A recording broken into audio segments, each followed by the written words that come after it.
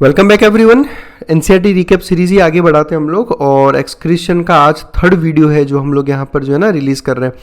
आज हम लोग बात करेंगे बेसिकली नेफ्रॉन्स की। तो आपसे रिक्वेस्ट है कि इस वीडियो को देखने से पहले जो हमारे पहले के जो दो पार्ट्स हैं यानी फर्स्ट और सेकंड उसको ज़रूर देखो, क्योंकि काफ़ी बेसिक हम लोगों ने वहाँ डिस्कस किए थे। जैसे कि ये डायग्राम एनसीईआरटी का हम लोगों ने पूरा वहाँ डिस्कस किया था और इसमें हमने देखो मेन पूरा तो मैं वापस नहीं लूँगा अभी यहाँ पर। देखो मेन हमने क्या कहा था कि किडनी जो रहता है, किडनी का जो बाहर वाला पोर्शन रहता है वो कहलाता है कॉर्टेक्स। इस पिक्चर में ये पूरा पोर्शन है ना, ये कॉर्टेक्स है।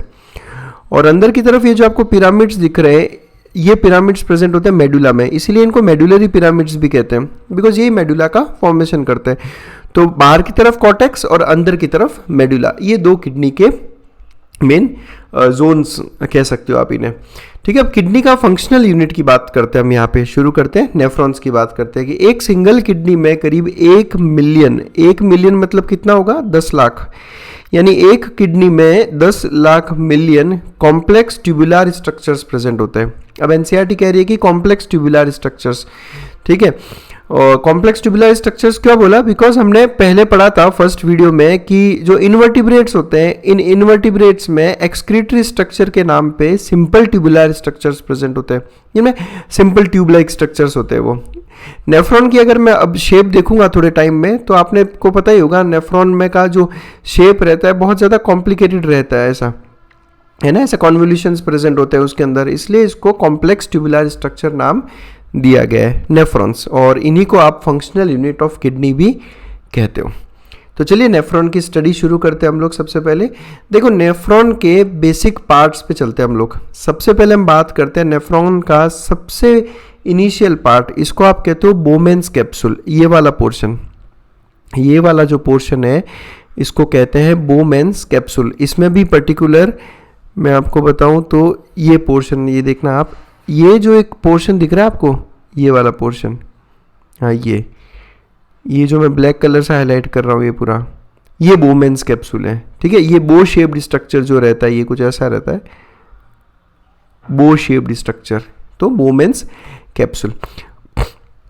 बोमेन्स कैप्सूल के अंदर आपको ये जो ब्लड वेसल्स दिख रही है ये है ब्लड कैपिलरीज। इन्हें कहा जाता है ग्लोमेरुलस या ग्लोमेरुलर कैपिलरीज। ये ग्लोमेरुलस या ग्लोमेरुलर कैपिलरीज जो बोमेन्स कैप्सूल के अंदर है। इसको कुछ आप ऐसा समझ लो कि बोमेन्स कैप्सूल बो शेप्ड रहता है और अंदर की तरफ इन्वेजिनेटेड है, और ये जो अंदर की तरफ इसने कॉन्केविटी बनाई, उस कॉन्केविटी में प्रेजेंट होती है ये ब्लड वेसल्स जिन्हें हम कहते हैं ग्लोमेरुलस। तो ग्लोमेरुलस और बोमेन्स कैप्सूल ये दोनों मिलकर कंबाइंडली कहलाते हैं रेनल कार्पसल। इसको क्या कहते हैं, रेनल कार्पसल या मालपिगियन बॉडी, और ये आपका नेफ्रॉन का पहला पार्ट है। ये नेफ्रॉन का पहला पार्ट रेनल कार्पसल, जिसमें आपको दो स्ट्रक्चर्स पढ़ने हैं, ग्लोमेरुलर बोमेन्स कैप्सूल और ग्लोमेरुलर कैपिलरीज या ग्लोमेरुलस। ये जो इन्होंने यहाँ ग्लोमेरुलर कैप्सूल लिखा है इसी को बोमेन्स कैप्सूल कहा जाता है। क्लियर? तो ये हो गया बोमेन्स कैप्सूल और ग्लोमेरुलस। अब जो बेसिक फिल्ट्रेशन जो होता है ना ब्लड का, वो फिल्ट्रेशन यहीं पे होता है। इसलिए फिल्ट्रेशन होने के बाद यहाँ जो फ्लूइड कलेक्ट होगा इसको हम यहाँ कहेंगे फिल्ट्रेट। देखो मैं यहाँ पर गलत टर्म्स नहीं सिखाना चाहता आपको, इसलिए मैं यहीं पे आपको समझा देता हूँ कि यहाँ पर फिल्ट्रेशन होने के बाद जो फ्लूइड बनेगा उसको हम कहेंगे फिल्ट्रेट। तो अब फिल्ट्रेट बना कहाँ है, बोमेन्स कैप्सूल में। अब फिल्ट्रेट बोमेन्स कैप्सूल से निकलकर जो नेक्स्ट पार्ट में पहुंचेगा नेफ्रॉन के, वो ये है, और ये नेफ्रॉन का वो पार्ट है जो इस तरह से कॉन्वोल्यूशंस बना रहा है। कॉन्वोल्यूशंस मतलब कुंडली, है ना। तो ये पार्ट, ये जो ट्यूब्यूल है, ये ट्यूब्यूल इस तरह से कॉन्वोल्यूटेड है पूरी। ठीक है, इसलिए इसको कहा गया है प्रॉक्सिमल कॉन्वोल्यूटेड ट्यूब्यूल, PCT। तो मैंने आपको कॉन्वोल्यूटेड का मतलब बताया, और प्रॉक्सिमल मतलब देखो दो वर्ड्स होते हैं, प्रॉक्सिमल और डिस्टल। प्रॉक्सिमल का मतलब होता है पास वाला और डिस्टल मतलब दूर वाला। किसी रेफरेंस के हिसाब से बात करते हैं। जैसे समझो मैं एक एक्सिस की बात करता हूँ बॉडी का, ये कोई मिड लाइन एक्सिस है आपका, ठीक है। दो पॉइंट्स है, पॉइंट A और पॉइंट B। तो हम क्या कहेंगे कि A पॉइंट जो है वो प्रॉक्सिमल है और B पॉइंट डिस्टल है। तो किसी पर्टिकुलर रेफरेंस में पास और दूर के हिसाब से दोनों वर्ड्स यूज होते हैं। तो बोमेन्स कैप्सूल को अगर मैं रेफरेंस बनाऊं यहाँ पर, ये बोमेन्स कैप्सूल है, ठीक है। तो इस नेफ्रॉन में दो कॉन्वोल्यूटेड ट्यूब्यूल्स दिखेंगे आपको, ये देखो आप, ये एक और ये दूसरी। इसमें से बोमेन्स कैप्सूल के पास कौन सी है, ये वाली, इसलिए इसको नाम दे दिया प्रॉक्सिमल कॉन्वोल्यूटेड ट्यूब्यूल। और दूर वाली कौन सी है, ये, इसलिए हमने इसको नाम दे दिया डिस्टल कॉन्वोल्यूटेड ट्यूब्यूल। तो ये दो कॉन्वोल्यूटेड ट्यूब्यूल्स यहाँ पर आपको मिल जाएगी। इन दोनों कॉन्वोल्यूटेड ट्यूब्यूल्स के बीच में, यानी कि देखो यहाँ से शुरू हो रहा है डिस्टल कॉन्वोल्यूटेड ट्यूब्यूल, ये डिस्टल कॉन्वोल्यूटेड ट्यूब्यूल, और यहाँ खत्म हो रहा है प्रॉक्सिमल कॉन्वोल्यूटेड ट्यूब्यूल। ये यहाँ से शुरू हुआ था पीसीटी, है ना, ये यहाँ से शुरू हुआ, ये प्रॉक्सिमल कॉन्वोल्यूटेड ट्यूब्यूल है पूरा, और यहाँ खत्म हुआ। तो जहाँ पीसीटी खत्म होता है वहाँ से ट्यूब्यूल एक लूप बनाता है। ये देखो आप यहाँ पर, ये आ गया, ये नीचे जाता है फिर वापस ऊपर की तरफ आता है, मतलब लूप बन रहा है एक तरह से, इसलिए इसको नाम दिया गया है loop of Henley, loop of Henley. Clear. तो एक बार मैं वापस बता रहा हूं, फिल्ट्रेट कहां बना, बोमेन्स कैप्सूल में। बोमेन्स कैप्सूल में बनने के बाद फिल्ट्रेट पहुंचता है प्रॉक्सिमल कॉन्वोल्यूटेड ट्यूब्यूल, ये यहां से फिल्ट्रेट पास हुआ प्रॉक्सिमल कॉन्वोल्यूटेड ट्यूब्यूल में। यहाँ आने के बाद में ये कॉन्वोल्यूटेड पीसीटी खत्म होता है और यहाँ से शुरू होता है लूप ऑफ हेनले। अब फिल्ट्रेट लूप ऑफ हेनले में आया, लूप ऑफ हेनले से निकलकर फिल्ट्रेट अब एक और कॉन्वोल्यूटेड ट्यूब्यूल में एंटर कर जाएगा, जिसको आप कहोगे डिस्टल कॉन्वोल्यूटेड ट्यूब्यूल। तो ये हो गए बेसिक 3 पार्ट। तो ये पोर्शन जो नेफ्रॉन का पहला पोर्शन है, इसको हमने क्या नाम दिया, रेनल कार्पसल, और उसके बाद से लेकर ये पूरा पोर्शन, ये नेफ्रॉन का सेकंड पार्ट है, जिसे कहा जाता है रेनल ट्यूब्यूल। इस पार्ट को क्या कहते हैं, रेनल ट्यूब्यूल। और इस रेनल ट्यूब्यूल के 3 पार्ट है बेसिकली। ये पहला जिसको नाम दिया गया पीसीटी, ये सेकंड जिसको नाम दिया गया लूप ऑफ हेनले, और ये तीसरा जिसको नाम दिया गया डीसीटी या डिस्टल कॉन्वोल्यूटेड ट्यूब्यूल। ये तीनों मिलकर बनाता है एक सिंगल रेनल ट्यूब्यूल। क्लियर। एक बार नेफ्रॉन पे वापस चलते हैं, सॉरी लूप ऑफ हेनले पे वापस चलते हैं।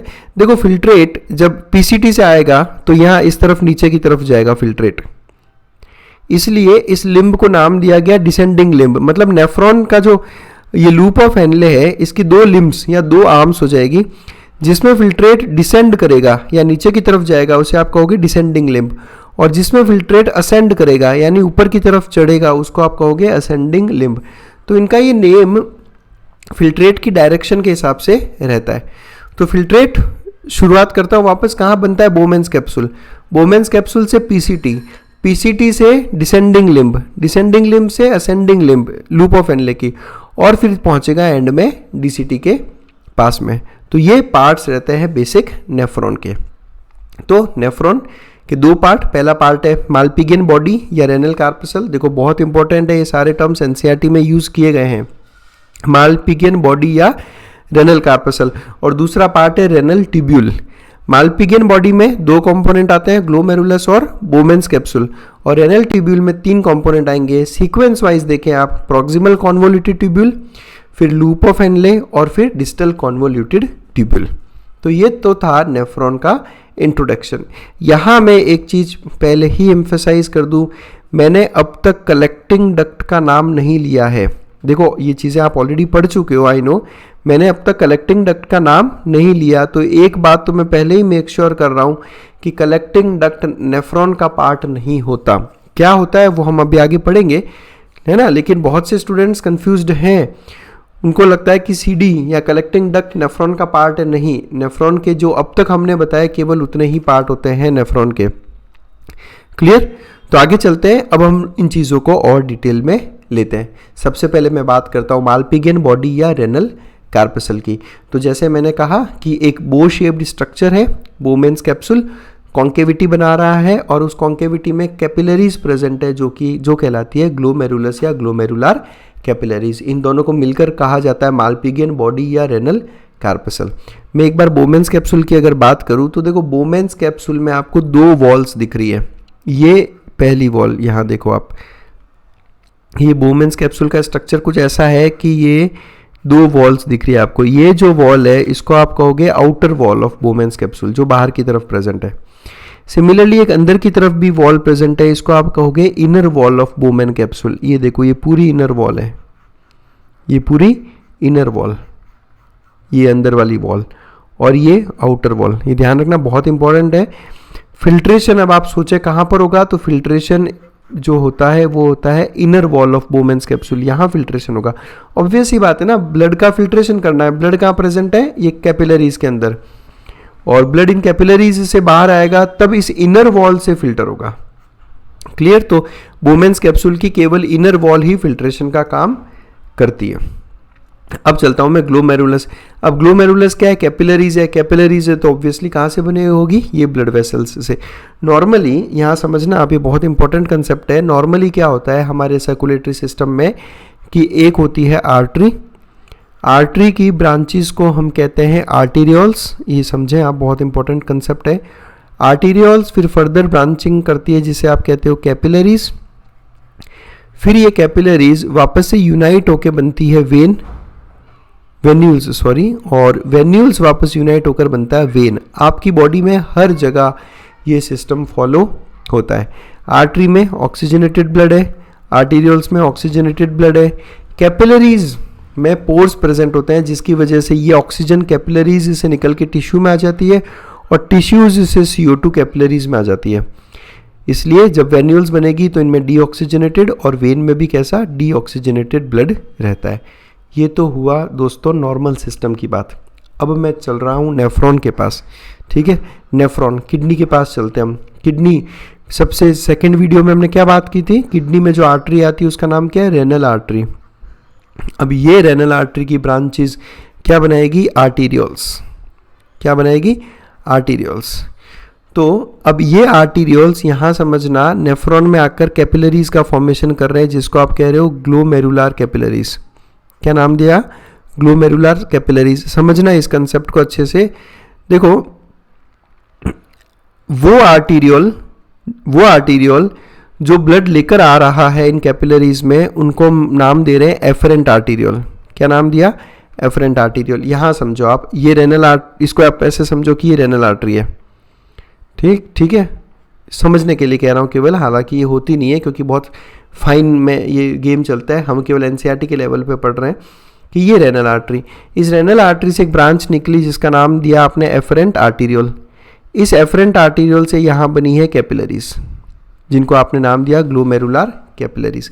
मैंने जो अभी आपको थोड़ी देर पहले जो जनरल सिस्टम बताया था कि आर्टीरियोल से कैपिलरीज बनती है और कैपिलरी से वापस वेन्यूल्स बनती है, ये जनरल हर जगह बॉडी में। ऐसा तब होता है जब कैपिलरीज में से ऑक्सीजनेटेड ब्लड टिश्यू में आ जाए और टिश्यूज में से डीऑक्सीजनेटेड ब्लड कैपिलरीज में आ जाए, इसलिए कैपिलरीज का फॉर्मेशन किया जाता है। बट यहाँ पर ये जो कैपिलरीज का फॉर्मेशन हो रहा है ये O2 CO2 एक्सचेंज के लिए नहीं हो रहा, ये ध्यान रखें आप। ये जो ग्लोमेरुलर कैपिलरीज हमने बनाई नेफ्रॉन में, क्या ये O2 CO2 एक्सचेंज के लिए बनाई? नहीं। जबकि नॉर्मल कैपिलरीज हम O2 CO2 एक्सचेंज के लिए बनाते हैं। यहाँ पे हमारा मेन जो पर्पस है कैपिलरीज बनाने का वो ये नहीं है। यहाँ पे हमने जो ग्लोमेरुलर कैपिलरीज बनाई वो हमने फिल्ट्रेशन के लिए बनाई है, वो हमने ब्लड के फिल्ट्रेशन के लिए बनाई है, और ये काम हम केवल किडनी में कर रहे हैं। तो ये सिस्टम भी आपको केवल किडनी में ही देखने को मिलेगा कि आर्टीरियोल्स से कैपिलरी का फॉर्मेशन हुआ लेकिन ब्लड फिल्ट्रेशन के लिए, O2 CO2 एक्सचेंज के लिए नहीं। यानी कि ये जो एफरेंट आर्टीरियोल आया इसमें ऑक्सीजनेटेड ब्लड है, ग्लोमेरुलर कैपिलरीज ऑक्सीजनेटेड ब्लड ही रहेगा। हम एक्सचेंज करना हम यहाँ पे एक्सचेंज नहीं कर रहे। यानी अभी जो ग्लोमेरुलर कैपिलरीज वापस आगे जाएंगी, कैपिलरीज जब वापस यूनाइट होंगी तो नॉर्मली कैपिलरीज के यूनियन से, यानी नॉर्मली क्या होता है कि कैपिलरीज जहाँ पे O2 CO2 का एक्सचेंज हुआ वहाँ यूनियन से बनता है वेन्यूल। क्यों? क्योंकि कैपिलरीज से O2 निकल गया और डीऑक्सीजनेटेड ब्लड आ गया, तो अब आप इसको आइडियली वेन्यूल कहोगे। लेकिन यहाँ पे O2 CO2 एक्सचेंज नहीं हुआ है किडनी में। जो नेफ्रॉन में कैपिलरीज का फॉर्मेशन किया हमने O2 CO2 एक्सचेंज के लिए नहीं किया। तो अब इससे जो वापस से ब्लड वेसल बनेगी उसको आप वेन्यूल नहीं कह सकते टेक्निकली, इसलिए इसको आप वापस आर्टीरियोल ही कहोगे क्योंकि इसमें भी ऑक्सीजनेटेड ब्लड है। इसमें ऑक्सीजनेटेड ब्लड है तो आप इसको वेन्यूल कैसे बोल सकते हो? नहीं बोल सकते। इसलिए इसको वापस हम क्या कहेंगे? आर्टीरियोल ही कहेंगे। इसलिए कैपिलरीज से वापस आर्टीरियोल का फॉर्मेशन आपको बॉडी में किडनी के अलावा कहीं भी देखने को नहीं मिलेगा। पूरी बॉडी में कैपिलरी से हमेशा वेन्यूल बनेगा। लेकिन किडनी या नेफ्रॉन ऐसी जगह है जहाँ पे कैपिलरीज से वापस आर्टीरियोल का ही फॉर्मेशन हो रहा है। और क्यों हो रहा है? क्योंकि हम यहाँ पर फिल्ट्रेशन कर रहे हैं, यहाँ पे O2 CO2 एक्सचेंज नहीं कर रहे। यानी कि कुल मिलाकर ये एफरेंट आर्टीरियोल ब्लड लेकर आया, कैपिलरीज बनाई और वापस जा रहा है, वापस ऑक्सीजनेटेड ब्लड ही लेके जा रहा है, इसलिए इसको नाम दिया जाएगा इफरेंट आर्टीरियोल। यानी एफरेंट लेकर आता है और इफरेंट लेकर जाता है। ये सेम वर्ड आप एफरेंट और इफरेंट वर्ड कंफ्यूज नहीं होना, नर्व्स में भी यूज करते हो आप। जो नर्व्स सेंट्रल नर्वस सिस्टम तक मैसेज लेकर जाती है उसको आप कहते हो एफरेंट, और जो सीएनएस से लेकर आती है उसको आप कहते हो इफरेंट। सेम जो नेफ्रॉन तक ब्लड लेकर जाएगा एफरेंट आर्टीरियोल, और जो नेफ्रॉन से वापस लेकर जाएगा वो कहलाएगा इफरेंट आर्टीरियोल। समझ में आया? यानी कि क्या हुआ कि आर्टरी से बनेगा पहले एफरेंट आर्टीरियोल, एफरेंट आर्टीरियोल से बनेगी glomerular capillaries, glomerular capillaries blood filtration करेगी और जो ब्लड वापस जाएगा उसको अब आप क्या कहोगे? Efferent arteriole. ये देखो आप यहाँ पे, ये इफरेंट आर्टीरियोल, ये एफरेंट आर्टीरियोल। इसी डायग्राम को मैं आपको 3 डायमेंशनली दिखाता हूँ, देखो कि एग्जैक्टली दिखता कैसा है। ये तो सारे 2D डायग्राम्स है। ये देखो आप कितना एक्सटेंसिव नेटवर्क बना है यहाँ पर। यहाँ पर ये बोमेंस कैप्सूल है, ये देखो आप, ये बोमेंस कैप्सूल की वॉल हो गई पूरी, ये बोमेंस कैप्सूल है, ठीक है। और यहाँ से ये पीसीटी आगे जा रहा है, ये बोमेंस कैप्सूल, और बोमेंस कैप्सूल के अंदर आपको यहाँ पे ये जो दिख रही है कैपिलरी का नेटवर्क, कैसे उसने पूरे बोमेंस कैप्सूल को भर दिया है 3 डायमेंशनली वहाँ पे, ताकि इन कैपिलरीज में से अब जो ब्लड फिल्टर होकर निकलेगा ये बोमेंस कैप्सूल की इनर वॉल से फिल्टर होकर पीसीटी में पहुँच जाएगा। क्लियर? ये पूरा सिस्टम भी हम लोग आगे चल के पढ़ेंगे किस तरह से फिल्ट्रेशन होता है वगैरह, ठीक है। ये केवल आपको अभी स्ट्रक्चर समझा रहे हैं हम आपको इस वीडियो में। चलिए तो बात करते हैं ग्लोमेरुलस की। तो एनसीईआरटी कहती है कि glomerulus is a tuft of capillaries. Tuft मतलब कि गुच्छा, तो बिल्कुल कैपिलरीज का एक गुच्छा बन गया है यहाँ पे, which is formed by afferent arteriole, जो कि रेनल आर्टरी का ही एक फाइन ब्रांच है। फाइन मतलब बहुत पतला सा, मतलब रेनल आर्टरी का ही एक फाइन ब्रांच होता है एफरेंट आर्टीरियोल। वो जो है वो कैपिलरीज का एक गुच्छा बनाता है जिसे आप कहते हो ग्लोमेरुलस। ग्लोमेरुलस से वापस ब्लड लेकर कौन जाता है? Efferent arteriole. ये बहुत क्लियर सी बात मैं आपको वापस बता रहा हूँ। एफरेंट आर्टीरियोल ब्लड लेकर आता है, ग्लोमेरुलर कैपिलरीज बनाता है और वापस इफरेंट आर्टीरियोल बनकर ब्लड लेकर चला जाता है। तो ग्लोमेरुलस और बोमेंस कैप्सूल को मिलकर हमने नाम दिया माल्पिगियन बॉडी या रेनल कार्पसल। बोमेंस कैप्सूल की बात करूं तो ये एक कप लाइक स्ट्रक्चर है, बिल्कुल दिख रहा है आपको एक कप लाइक स्ट्रक्चर, और डबल वॉल्ड, 2 वॉल्स होती है इसमें, आउटर वॉल और इनर वॉल, और फिल्ट्रेशन कौन करेगा? इनर वॉल ऑफ बोमेंस कैप्सूल, ठीक है। और बोमेंस कैप्सूल एंक्लोज कर रहा है ग्लोमेरुलस को, यानी उसके अंदर ग्लोमेरुलस प्रेजेंट होता है। देखो पहले मैं आपको डायग्राम्स के हिसाब से सारा समझा देता हूँ, उसके बाद मैं क्या करता हूँ कि आपको एनसीईआरटी की लाइंस जो है ना एज इट इज़ मैं बता देता हूँ कि एनसीईआरटी ने क्या लिखा है, ताकि आप ये वीडियो देखने के बाद जब एनसीईआरटी एक बार खोल के पढ़ लो अच्छे से दिल से, आप देखना आपको पूरा एनसीईआरटी एज इट इज़ याद हो जाएगा। चलिए अब हम बात करते हैं पेरिट्यूबुलर कैपिलरीज की। देखो एक बार वापस आता हूँ मैं यहाँ पर, मैं लेके चलता हूँ आपको पहले तो एफरेंट आर्टीरियोल की तरफ। तो ये एफरेंट आर्टीरियोल, सॉरी ये एफरेंट आर्टीरियोल, इसने कैपिलरीज बनाई जिसको नाम दिया हमने ग्लोमेरुलर कैपिलरीज, और फिर ये वापस एग्जिट करती है बाय इफरेंट आर्टीरियोल। अब मैं इफरेंट आर्टीरियोल को थोड़ा ट्रेस करता हूँ। देखो ये इफरेंट आर्टीरियोल कैसा ब्लड है? ऑक्सीजनेटेड ब्लड है। ये इफरेंट आर्टीरियोल जब बोमेंस कैप्सूल से बाहर निकला तब आगे चलकर बोमेंस कैप्सूल के बाद में क्या आएगा? ये आ गया पीसीटी, फिर लूप ऑफ एनले और फिर वापस डीसीटी। अब क्या हो रहा है कि ये जो इफरेंट आर्टीरियोल है, ये इफरेंट आर्टीरियोल इन पूरे ट्यूबुलर एरिया में, भाई बोमेंस कैप्सूल के बाद वाला पोर्शन नेफ्रॉन का क्या कहलाता है? Renal tubule. तो आप देखो रेनल ट्यूब्यूल के चारों तरफ इसने क्या कर दिया? इफरेंट आर्टीरियोल ने यहाँ पर पूरा कैपिलरीज का एक नेटवर्क तैयार कर दिया इसने वापस। ये देखो आप, ये पूरा कैपिलरीज का नेटवर्क बन गया। समझ में आया? इन कैपिलरीज को कहा जाता है पेरिट्यूबुलर कैपिलरीज। पेरी मतलब उसके चारों तरफ और ट्यूबुलर मतलब ट्यूब्यूल, यानी जो ट्यूबुलर पार्ट है नेफ्रॉन का उसके चारों तरफ जो कैपिलरीज प्रेजेंट है उनको कहा जाता है पेरिट्यूबुलर कैपिलरीज। फंक्शन क्या होगा पेरिट्यूबुलर कैपिलरीज का वो हम लोग नेक्स्ट वीडियो में देखेंगे जब हम एब्जॉर्प्शन सीक्रेशन की बात करेंगे वहां पर। तो देखेंगे कि किस तरह से ब्लड और फिल्ट्रेट के बीच में एक्सचेंज चालू है, तो वो ब्लड पेरिट्यूबुलर कैपिलरीज में ही प्रेजेंट होता है। और अब यहाँ पर ये पेरिट्यूबुलर कैपिलरीज जो है अपना जो एक्सचेंज का काम रहेगा नेफ्रॉन के साथ वो तो करेगी ही करेगी, उसके साथ साथ में जो किडनी का जो टिश्यू है ना, उन टिश्यूज़ किडनी के जो सेल्स है उनके साथ O2 CO2 एक्सचेंज भी करती है। इसलिए आप देखो ये पेरिट्यूबुलर कैपिलरीज वापस से मिलकर वेन्यूल्स बन गई यहाँ पर, है ना, और ये वेन्यूल से वापस वेन बन गई। समझ में आया? तो ये पेरिट्यूबुलर कैपिलरीज दोनों पर्पस सॉल्व कर लेती है, यानी एब्जॉर्प्शन सिक्रेशन भी कर लेगी। एब्जॉर्प्शन सिक्रेशन के बारे में बात करेंगे नेक्स्ट वीडियो में, ठीक है। फिलहाल इसको आप ऐसे ही समझें, मैं नेक्स्ट वीडियो में भी और क्लियर कर दूंगा। और उसके साथ साथ किडनी के सेल्स के साथ O2 CO2 एक्सचेंज भी कर लेगी, इसलिए ये वापस पेरिट्यूबुलर कैपिलरीज अब वापस वेन्यूल और वेन का फॉर्मेशन करेगी। तो एनसीईआरटी कहती है कि इफरेंट आर्टीरियोल जब ग्लोमेरुलस से वापस इमर्ज होकर बाहर निकलता है तो एक बहुत ही फाइन कैपिलरी नेटवर्क बना देता है रेनल ट्यूब्यूल के चारों तरफ, जिसे कहा जाता है पेरिट्यूबुलर कैपिलरीज। अब इन्हीं पेरिट्यूबुलर कैपिलरीज में एक स्पेशल पेरिट्यूबुलर कैपिलरी भी होती है। यहाँ देखो आप इसको, यहाँ देखना, ये बोमेन्स कैप्सूल, ये पीसीटी, ठीक है। अब आप देखना ये इफरेंट आर्टीरियोल है, ये इफरेंट आर्टीरियोल आया और इसने पूरा एक नेटवर्क तैयार कर लिया। ये देखो यहाँ पर इनमें से एक पेरिट्यूबुलर कैपिलरी ऐसी है जो देखो आप लूप ऑफ हेनले के चारों तरफ पैरेलल चल रही है। देखो आप ये जैसे जैसे लूप ऑफ हेनले है ना, उसी तरह से ये भी है, बिल्कुल पैरेलल है उसके, ये बिल्कुल पैरेलल दिख रही है आपको। ये मैं इस कैपिलरी की बात कर रहा हूँ, प्रॉपरली इसकी बात कर रहा हूँ। देखो आप ये descending limb of loop of Henley, sorry हाँ, ये डिसेंडिंग लिम्ब और ये वापस ascending limb of loop of Henley. तो इस तरह से बिल्कुल लूप ऑफ हेनले के पैरेलल एक कैपिलरी चल रही है। इस कैपिलरी का नाम है वासा रेक्टा। इस कैपिलरी का नाम क्या है? Vasa recta. तो a minute vessel of this network मतलब पेरिट्यूबुलर कैपिलरी का नेटवर्क। तो पेरिट्यूबुलर कैपिलरी का नेटवर्क की एक माइन्यूट वेसल पैरेलल चलती है लूप ऑफ हेनले के, ठीक है, और यू शेप्ड हो जाती है। ऑब्वियसली पैरेलल चलेगी, loop of Henley U shaped है, तो ये भी कैसी हो जाएगी? यू शेप्ड, जिसे नाम दिया जाता है वासा रेक्टा। आई होप ये कंसेप्ट आपको क्लियर है। मैं वासा रेक्टा के बारे में और बात करूंगा अभी थोड़ी देर में, फिलहाल आप इसको यहाँ तक समझें।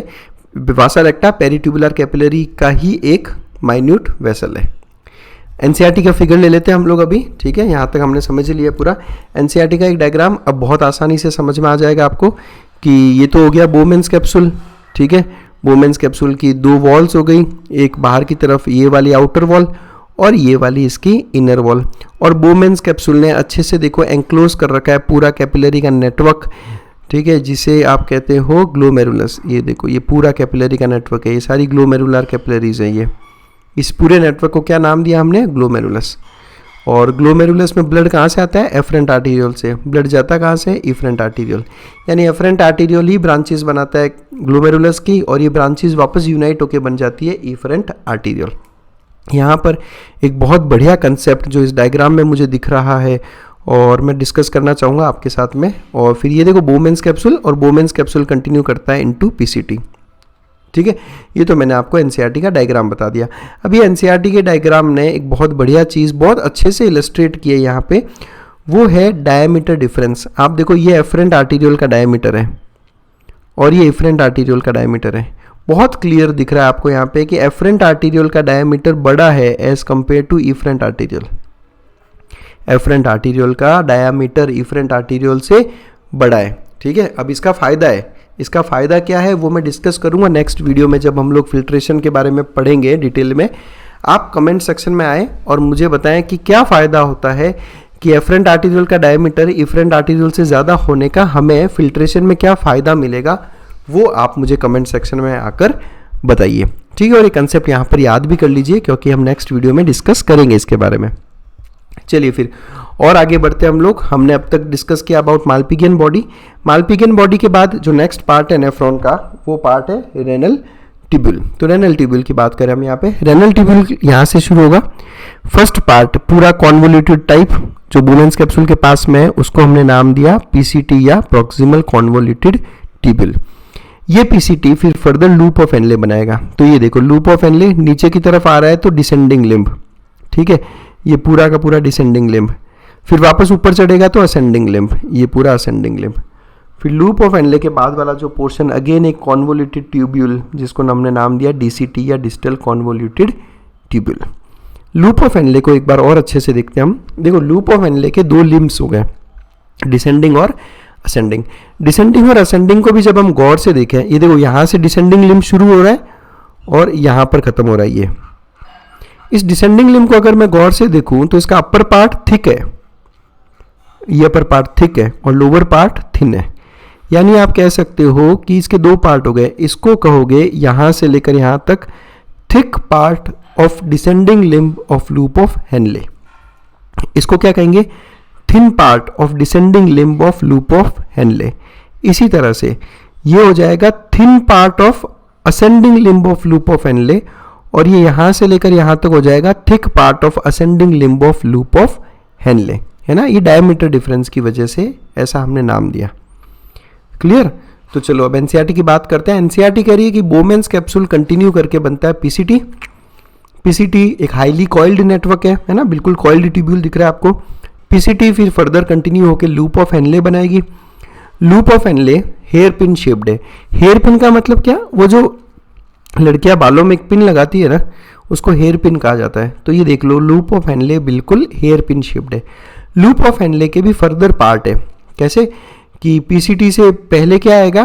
Thick part of descending limb of loop of Henley. देखो यहां पर इसको आप स्ट्रक्चर समझते समझते फिल्ट्रेट का मूवमेंट भी समझ लेंगे। देखो फिल्ट्रेट, जब ब्लड का फिल्ट्रेशन होगा तो क्या बनेगा? फिल्ट्रेट। तो फिल्ट्रेट सबसे पहले तो बोमेन्स कैप्सूल में आएगा।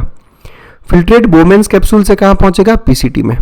फिर पीसीटी से ये वाला जो पोर्शन है, this is thick part of descending limb, बिल्कुल।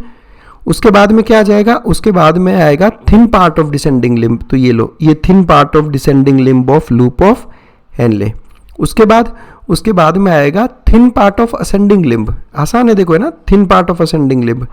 उसके बाद में thick part of ascending limb. तो ये आ गया thick part of ascending limb of loop of Henley. फिर वो किस में कंटिन्यू करेगा? कंटिन्यू करेगा डीसीटी में। तो ये सारा आपको याद रखना है कि फिल्ट्रेट का सीक्वेंस याद करना है आपको कि फिल्ट्रेट कहाँ से कहाँ मूव करता है। देखो कंफ्यूज होने की जरूरत नहीं है, दोनों थिन, कब थिक आ रहा है कब थिन आ रहा है, कोई रटने की आवश्यकता नहीं है। ऊपर वाला पार्ट हमेशा थिक है, ये ऊपर वाला पोर्शन है ये थिक है, नीचे वाला पोर्शन थिन है। ठीक है, तो थिन और थिन पास में रहेंगे। थिक, फिर डिसेंडिंग का थिन, फिर असेंडिंग का थिन, और फिर असेंडिंग का थिक, और फिर डीसीटी। तो लूप ऑफ हेनले से वापस बन जाएगा डीसीटी, जो कि अगेन एक हाईली कॉइल्ड नेटवर्क रहता है। अब ये कॉइल्ड नेटवर्क क्यों है?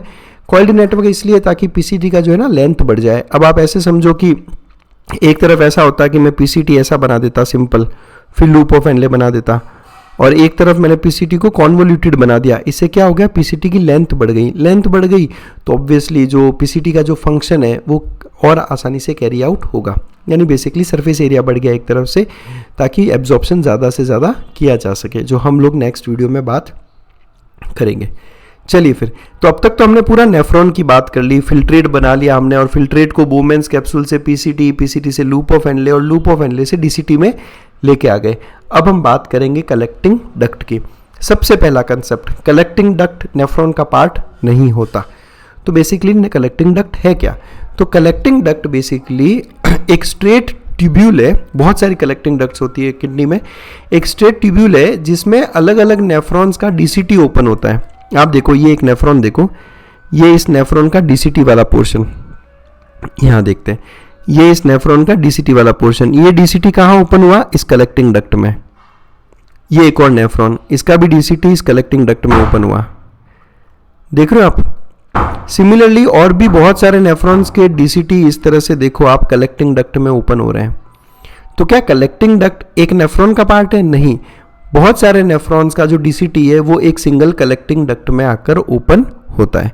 और यहाँ देखो आप, ये कलेक्टिंग डक्ट, ये किडनी का यहाँ से लेकर यहाँ तक पोर्शन कॉर्टेक्स है, और ये यहाँ से लेकर यहाँ तक मेडुलरी पिरामिड है ये। तो कलेक्टिंग डक्ट मेनली कहाँ प्रेजेंट है? मेडुलरी पिरामिड में। ठीक है, पूरी लेंथ तक। अगर आपको याद हो पिछला वीडियो, तो मैंने जब आपको मेडुलरी पिरामिड पढ़ाया था किडनी में, हमने ना बात की थी कि ये मेडुलरी पिरामिड रहता है ऐसा। तो मैंने आपको बताया था कि मेडुलरी पिरामिड्स के अंदर जो आप लाइंस ड्रॉ करते हो ऐसी, ये सारी कलेक्टिंग डक्ट्स होती हैं। ये सारी क्या है? Collecting ducts. तो ये देख लो आप, यहाँ पे आपको क्लियर कलेक्टिंग डक्ट्स दिख रही है। ये सारी पूरी पिरामिड की लेंथ तक प्रेजेंट है ये कलेक्टिंग डक्ट, नीचे तक जहाँ तक पिरामिड खत्म हो रहा है, ठीक है। और ये कलेक्टिंग डक्ट में बहुत सारे डीसीटी ओपन होते हैं। तो जितने भी नेफ्रॉन्स हैं उन नेफ्रॉन्स में फिल्ट्रेट बनता है। ये फिल्ट्रेट अल्टीमेटली उन नेफ्रॉन्स से आकर कहाँ कलेक्ट होता है? कलेक्टिंग डक्ट के अंदर। इसलिए इनका नाम भी हमने क्या रखा? Collecting duct. एक ऐसा डक्ट जो फिल्ट्रेट को कलेक्ट कर ले अलग अलग नेफ्रॉन्स से, उसे कलेक्टिंग डक्ट कहा जाता है। ये देखो आप, ये पिक्चर एनसीईआरटी का नहीं है, सॉरी, ये पिक्चर जो पिछले वीडियो में हमने डिस्कस किया था, और हमने कहा था कि पिरामिड्स के अंदर हम लाइंस ड्रॉ कर रहे हैं, वो सारी लाइंस कलेक्टिंग डक्ट्स हैं। ये देखो आप, ये सारी कलेक्टिंग डक्ट्स हैं अलग अलग, ये सारी कलेक्टिंग डक्ट है। इन कलेक्टिंग डक्ट में आकर डीसीटी ओपन हो जाता है, तो फिल्ट्रेट अल्टीमेटली कलेक्टिंग डक्ट में पहुंचेगा। अब आप अगर गौर से देखो तो जहां तक मेडुलरी पिरामिड है वहां तक कलेक्टिंग डक्ट ही है, और अब ये सारी कलेक्टिंग डक्ट कहाँ ओपन हो रही है? याद करो, लास्ट वीडियो में हमने कैलिक्स की बात की थी। ये पोर्शन क्या कहलाता है? कैलिक्स। ये पोर्शन क्या कहलाता है? कैलिक्स। तो सारी कलेक्टिंग डक्ट में जो फिल्ट्रेट है वो फिल्ट्रेट कलेक्टिंग डक्ट से होता हुआ कहाँ पहुंच गया? कैलिक्स में। ये आ गया। अब ये सारे के सारे कैलिक्स में जो फिल्ट्रेट है वो अल्टीमेटली कहाँ पहुंचेगा? यहाँ पेल्विस में। अगर आपको याद हो पिछला वीडियो अच्छे से देखो एक बार, आपको समझ में आ जाएगा कि किस तरह से पेल्विस ही आगे जाके बहुत सारे कैलाइसिस का फॉर्मेशन करता है, और ये कैलाइसिस बिल्कुल पिरामिड से सटा हुआ रहता है। तो जितना भी फिल्ट्रेट इन कलेक्टिंग डक्ट में है, ये फिल्ट्रेट यहाँ से होता हुआ कैलिक्स में चला जाता है, और फिर कैलिक्स जितने भी कैलिसिस हैं उन कैलिसिस से जो फिल्ट्रेट है वो पहुँच जाएगा पेल्विस में। तो फिल्ट्रेट का जो मूवमेंट रहता है वो कुछ इस तरह से रहता है कि नेफ्रॉन्स में से फिल्ट्रेट पहुंचता है सीडी में, यानी कलेक्टिंग डक्ट में। कलेक्टिंग डक्ट से फिल्ट्रेट आएगा कैलिक्स में, कैलिक्स से फिल्ट्रेट आएगा पेल्विस में, और पेल्विस से फिल्ट्रेट कहाँ चला जाएगा? यूरेटर। अब आप इसको देखो, यहाँ नेफ्रॉन में तो हम इसको फिल्ट्रेट बोल देंगे, नेफ्रॉन में हम इसको क्या बोल देंगे? फिल्ट्रेट। अब जब ये फिल्ट्रेट सीडी में आ गया तब आप इसको यूरिन बोल सकते हो, क्योंकि अब इसमें कोई खास बदलाव नहीं होता। वहाँ तो हमने फिल्ट्रेट इसलिए बोला क्योंकि पीसीटी में, डीसीटी में, लूप ऑफ एनले में इस फिल्ट्रेट में बदलाव होता रहता है, तो आप उसको प्रॉपर यूरिन नहीं बोल सकते। कलेक्टिंग डक्ट में आने के बाद आप इसको फिर भी यूरिन कह सकते हो। फिर ये यूरिन कैलिक्स में जाएगा, कैलिक्स से पेल्विस में जाएगा, और पेल्विस से जाएगा ये यूरेटर में। तो आई होप आपको ये कंसेप्ट समझ में आया है। ये यहाँ से कलेक्टिंग डक्ट से कैलिक्स, कैलिक्स से पेल्विस, कलेक्टिंग डक्ट से कैलिक्स, कैलिक्स से pelvis, collecting duct, calyx, pelvis. तो ये मूवमेंट होता है। अब एनसीईआरटी ने इस लाइन को थोड़ा सा कॉम्प्लिकेटेड तरीके से लिखा है, समझाने का ट्राई करता हूँ आपको। एनसीईआरटी की लाइन लेता हूँ। एनसीईआरटी क्या कह रही है? एनसीईआरटी कहती है कि the DCTs of many nephrons open into a straight tube known as collecting duct. बहुत सारे नेफ्रॉन्स का डीसीटी एक स्ट्रेट ट्यूब में ओपन होता है जिसे कहते हैं कलेक्टिंग डक्ट। बिल्कुल आप देखो यहाँ पर एक स्ट्रेट ट्यूब है ये, ठीक है। Many of which converge and open into pelvis, है ना। कलेक्टिंग डक्ट्स ये सारी कन्वर्ज हो रही है यहाँ पर, और ये ओपन होती है इनटू पेल्विस, डायरेक्टली नहीं। अभी एनसीईआरटी उसको करेगा define. It opens into pelvis. भाई अल्टीमेटली तो किस में ओपन हो रही है? पेल्विस में। थ्रू, यहाँ इसने साफ साफ लिखा है open into pelvis through medullary pyramids. बिल्कुल सही बात है। ये कलेक्टिंग डक्ट्स पेल्विस में ओपन होती है किसके थ्रू? मेडुलरी पिरामिड्स के थ्रू, इन दी कैलाइसिस, इन दी कैलाइसिस। यानी उसने साफ साफ बोल दिया है कि वो मेडुलरी पिरामिड्स के थ्रू पहले तो कैलाइसिस में ओपन होती है कलेक्टिंग डक्ट, और फिर ये कैलाइसिस सारे पेल्विस में ओपन होते हैं। तो ये था इस एनसीईआरटी लाइन का मीनिंग। चलो आगे बढ़ते हैं हम लोग। नेफ्रॉन के टाइप्स की बात कर रहे हैं यहाँ पे। देखो पहली बात, एक फैक्ट आप अच्छे से याद कर लो कि नेफ्रॉन किसी भी टाइप का हो, उसका माल्पिगियन कार्पसल यानी बोमेन कैप्सूल और ग्लोमेरुलस, उसका पीसीटी और उसका डीसीटी हमेशा कॉर्टेक्स में होगा। ऐसा कोई नेफ्रॉन नहीं है जिनके ये तीनों पार्ट आपको मेडुला में देखने को मिले, कभी भी नहीं। ये डायग्राम हम ऑलरेडी देख चुके हैं। ये देखो आप, ये यहाँ से लेकर यहाँ तक कॉर्टेक्स, और यहाँ से लेकर यहाँ तक नीचे तक पूरा मेडुला। आप इन दोनों नेफ्रॉन्स को देखो, इन दोनों नेफ्रॉन्स का जो माल्पिगियन बॉडी है ये रहा कॉर्टेक्स में, पीसीटी कॉर्टेक्स में, ये देख लो आप पीसीटी, डीसीटी कॉर्टेक्स में। हालांकि ये प्रेजेंट का दोनों ही नेफ्रॉन के तीनों पार्ट्स कहाँ प्रेजेंट है, कॉर्टेक्स में। अब आप लूप ऑफ एनले को देखो, यहाँ डिफरेंस है। इसका ये loop of Henle descending limb नीचे आया कॉर्टेक्स में, मेडुला के अंदर डिप किया और अब वापस ऊपर कॉर्टेक्स में गया और डीसीटी बनाया। सिमिलरली इसका loop of Henle descending limb medulla के अंदर आया, वापस ऊपर चला गया और डीसीटी कहाँ बनाया इसने, जब ये ऊपर कॉर्टेक्स में जाता है। समझ में आई बात। तो ये तीनों स्ट्रक्चर हमेशा कॉर्टेक्स में मिलेंगे। डिफरेंस लूप ऑफ एनले का है। डिफरेंस किसका है, लूप ऑफ एनले का। क्या डिफरेंस है कि आप इसको देखो, इस नेफ्रॉन को देखो आप, इस नेफ्रॉन का लूप ऑफ एनले नीचे जाता है, मेडुला में जाता है ये भी, लेकिन थोड़ी सी डिस्टेंस तक और फिर वापस ऊपर आ जाता है। इस नेफ्रॉन का मेजर पोर्शन कहाँ है, कॉर्टेक्स में। इसलिए अगर मैं इसको कॉर्टिकल नेफ्रॉन बोलूँ तो मैं गलत नहीं हूँ, क्योंकि इसका मेजर पोर्शन जो कहाँ आ गया, कॉर्टेक्स में आ गया, इसलिए कॉर्टिकल नेफ्रॉन। अब बात करता हूँ मैं दूसरे वाले नेफ्रॉन की। इस नेफ्रॉन का लूप ऑफ एनले देखो आप, मेडुला में गया पूरा पूरा पूरा पूरा डीप इनटू मेडुला। मतलब ये देखो आप, यहाँ पे कैलिक्स आ चुका है, यहाँ पे कैलिक्स आ चुका है, पूरा मेडुलरी पिरामिड के डेप्थ तक चला गया, फिर ये वापस ऊपर आता है और डीसीटी बनाता है। तो इसका लूप ऑफ एनले का मेजर पोर्शन मेडुला के अंदर ही है। हालांकि ये तीनों पोर्शन इसके कॉर्टेक्स में ही है, लेकिन मेजॉरिटी जो लूप ऑफ एनले है वो पूरा डेप्थ में जाता है, कहाँ पर, मेडुला में।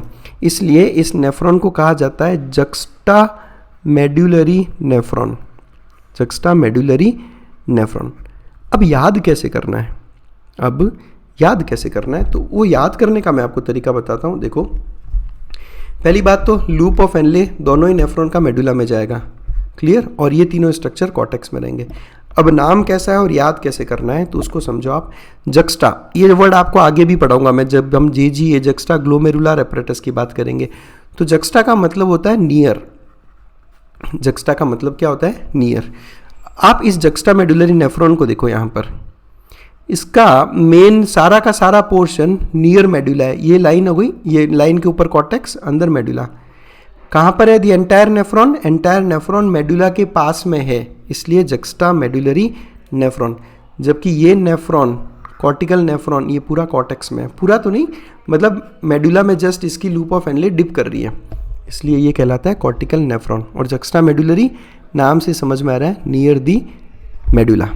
तो ये डिफरेंस है कॉर्टिकल और जक्स्टा मेडुलरी नेफ्रॉन में।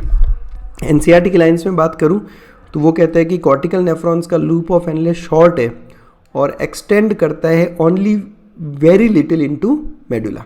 शॉर्ट लूप ऑफ एनले, बिल्कुल सर, छोटा सा लूप ऑफ एनले और बहुत कम डिस्टेंस तक ये मेडुला में गया है। जबकि juxta medullary nephron loop of Henle बहुत लंबा है ना, लूप ऑफ एनले बहुत लंबा है and runs deep into the medulla. Medulla के काफ़ी डेप्थ तक ये जाता है। कॉर्टिकल नेफ्रॉन में अगर मैं आपको ये बोलूँ, कुछ बुक्स में लिखा है कि cortical nephrons are present on the surface of kidney, तो बिल्कुल सही बात है। ये देखो, ये किडनी यहाँ से शुरू हो रही है, कॉर्टेक्स, ये किडनी का कैप्सूल है। तो आप ऐसा कह सकते हो कि जो किडनी का सरफेस है वहीं पर इसलिए ऑलमोस्ट प्रेजेंट है। मतलब ऑन द सरफेस नहीं कहूँगा, near the surface of kidney है ना, तो ये सरफेस के पास है, जबकि ये नियर दी मेडुला है। अब एक इम्पॉर्टेंट बात जो आपको याद रखनी है, नीट 2024 का भी ये सवाल था कि majority of the nephrons are cortical nephrons. अब इसमें समझाने को कुछ है नहीं, आपके किडनी में जो मोस्ट ऑफ द नेफ्रॉन्स होते हैं वो कॉर्टिकल है, जबकि जक्स्टा मेडुलरी वाले कम रहते हैं।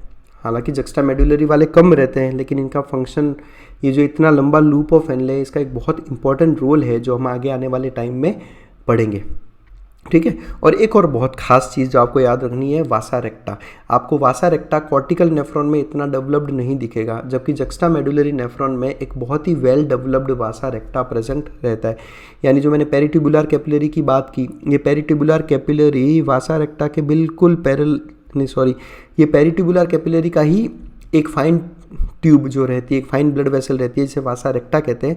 ये बिल्कुल आपके लूप ऑफ एनले के पैरेलल चलेगी, डीप इनटू दी मेडुला, ठीक है।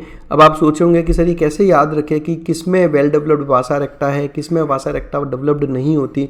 तो ये आपको रटने की ज़रूरत पड़ेगी ही नहीं। क्यों नहीं पड़ेगी? क्योंकि जब हम काउंटर करंट मैकेनिज्म पढ़ेंगे तब आपको अपने आप समझ में आ जाएगा कि वासा रेक्टा कहाँ होगा और वासा रेक्टा कहाँ नहीं होगा। क्लियर। तो वासा रेक्टा आपको जक्स्टा मेडुलरी नेफ्रॉन्स में ही देखने को मिलता है, कॉर्टिकल में देखने को नहीं मिलता। क्लियर, ये याद हो जाएगा जब आप इनके फंक्शंस को पढ़ोगे तब। चलिए फिर एक बार लास्ट में जाते जाते एनसीईआरटी के फिगर को, एनसीईआरटी की एक एक लेबलिंग को हम अच्छे से डिस्कस कर लेते हैं, देख लेते हैं कि कुछ छूटा तो नहीं है, क्योंकि डायग्राम बेस्ड क्वेश्चंस एग्जाम में काफ़ी आते हैं। चलिए शुरुआत करते हैं, पहले ये पढ़ लेते हैं कि figure 19.3 a diagrammatic representation of a nephron showing blood vessels. तो ब्लड वेसल्स कौन सी, ब्लड वेसल्स में एफरेंट आर्टीरियोल आ गई, ग्लोमेरुलस आ गया और इफरेंट आर्टीरियोल आ गई, और उसके साथ साथ में आ गई ये पेरिट्यूबुलर कैपिलरीज और ये वासा रेक्टा। देखो यहाँ पे आपको दिख रही है वासा रेक्टा लूप ऑफ एनले के पैरेलल। तो ये सारी हो गई ब्लड वेसल्स, ठीक है। डक्ट, डक्ट कौन सी, तो कलेक्टिंग डक्ट ऑब्वियसली, ये आ गई collecting duct. And tubules, tubules में क्या क्या आएगा, ट्यूब्यूल्स में प्रॉक्सिमल कॉन्वोल्यूटेड ट्यूब्यूल आ गया, डिस्टल कॉन्वोल्यूटेड ट्यूब्यूल आ गया, descending limb of loop of Henle और ascending limb of loop of Henle, और the initial part Bowman's capsule. तो आई होप कि सारी लेबलिंग्स मैंने कवर कर ली है और अब इस डायग्राम में कुछ और एक्सप्लेन करने को है नहीं। तो आई होप आप लोगों को नेफ्रॉन बहुत अच्छे से समझ में आया होगा। देखो स्ट्रक्चर बहुत इंपॉर्टेंट है, स्ट्रक्चर अच्छे से समझ में आएगा तभी आप इनके फंक्शंस को अच्छे से समझ पाओगे, फिल्टर यूरिन का फॉर्मेशन तभी आप अच्छे से समझ पाओगे। आपको अगर अभी भी किसी तरह का कोई डाउट है तो मुझे आप इस नंबर पे व्हाट्सएप कर सकते हो, मेल कर सकते हो और इंस्टाग्राम हैंडल पे मुझसे मैसेज में चैट कर सकते हो। और अगर आपको लगता है कि वीडियोस बहुत अच्छे हैं, काफ़ी हेल्पफुल है आप लोगों के लिए, तो सपोर्ट करें हमें, ज्वाइन करें हमारे चैनल को, मेंबर बने, ताकि इस तरह के और भी बहुत सारे वीडियोस का एक्सेस आप लोगों के लिए ओपन हो जाए, क्योंकि हमारे बहुत सारे वीडियोस ऐसे हैं जो हम केवल मेंबर्स के लिए ही बनाते हैं। तो बस that's it, thanks a lot for watching us.